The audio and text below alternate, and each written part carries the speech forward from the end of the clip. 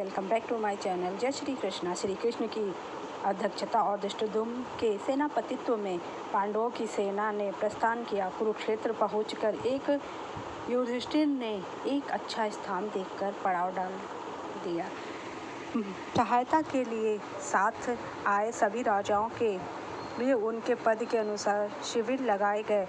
उन सभी शिविरों में भोजन, औषधियाँ, अस्त्र शस्त्र आदि की पर्याप्त व्यवस्था कर दी गई। इधर दुर्योधन ने अपनी सेना को 11 भागों में विभाजित कर कृपाचार्य, द्रोणाचार्य, शल्य, जयद्रथ, सुदक्षिण, कृतवर्मा, अश्वत्थामा, कर्ण, भूरिश्रवा, शकुनी तथा वाहिक को उनका सेनापति नियुक्त कर दिया।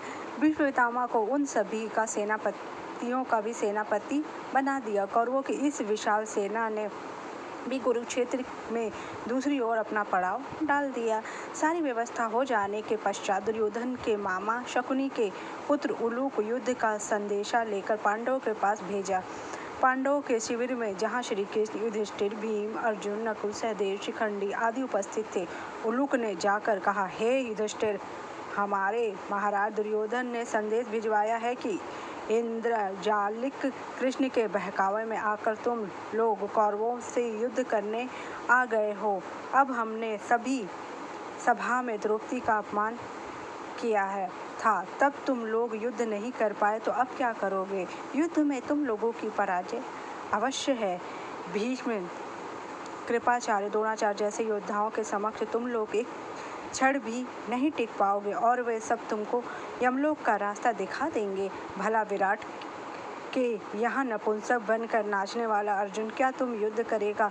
भीम को भी उचित यही है कि वह जाकर विराट की रसोई सभाएं, नकुल और सहदेव भी विराट के गौओं और रसों की देखभाल करें। सभी अवसर की तुम लोग वापस जाकर वनों में छुप जाओ। दुर्योधन के इस अपमान भरे संदेश को सुनकर सभी पांडव अत्यंत क्रोधित उठे। भीम ने कहा, रे उल्लूका, यदि तू दूत बनकर ना आया होता तो मैं अभी तेरी जुबान खींचकर रख देता।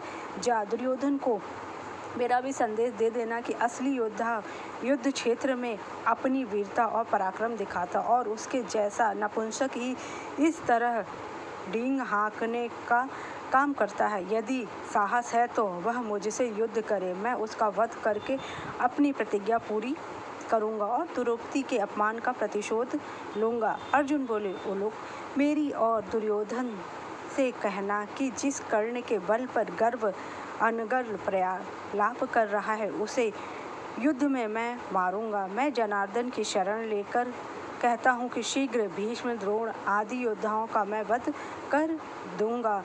सहदेव ने कहा, उलूक, तू अपने पिता से जाकर कहना कि सारे कुकर्म का जड़ वही है, इसलिए मैं उससे पुत्र सहित वध करूंगा। शिखंडी बोले, रे उलूक, दुष्ट दुर्योधन से कहना कि इस युद्ध में मेरा केवल एकमात्र उद्देश्य भीष्म के प्राण हरण करना। इस तरह से उलूक पांडवों का संदेश और दुर्योधन का संदेश उन्हें सुनाता। महाभारत में अर्जुन ने युद्ध से पूर्व दुर्योधन को उलूक के माध्यम से कड़ा संदेश तो भेजा था। दुर्योधन ने उसे नपुंसक और डिंगंग हाँकने वाला बताते हुए चुनौती दी थी। असली योद्धा मैदान में पराक्रम दिखाते हैं। यदि साहस है तो युद्ध के मैदान में करो। द्रौपदी के अपमान जो कि चीरहरण के समय भरी सभा में किया गया था, उसका भी एहसास दिलाते हुए यह सब दुर्योधन उनको कमज़ोर करने के लिए, उन्हें अपमानित करने के लिए बोलता है, जिसका जवाब पांडव बड़ी विनम्रता से देते हैं, क्योंकि दुर्योधन के मन में पांडव के प्रति गहरा द्वेष था और उसे उनके पांडवों से होने से का संदेह ही क्रोधित कर देता था, क्योंकि वह पांडवों से इतनी नफरत करता था कि वह नहीं चाहता था कि वह उसके समक्ष कर, क्योंकि दुर्योधन के मन में था कि उसके पास नारायणी सेना है।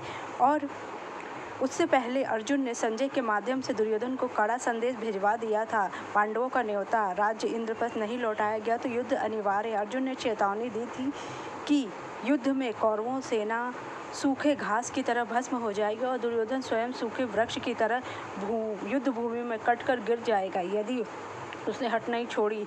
पांडवों को उनका राज्य इंद्रप्रस्थ नहीं लौटाया। यदि राज्य नहीं मिला तो अर्जुन का गांडीव धनुष कौरवों का संहार जरूर करेगा। दुर्योधन को विनाश का सामना करना पड़ेगा। संजय ने हस्तिनापुर की सभा में अर्जुन का यह संदेश सुनाया, जिससे दुर्योधन बहुत क्रोधित हो गया। अगर आप मेरी जानकारी चाहिए, जय श्री कृष्ण।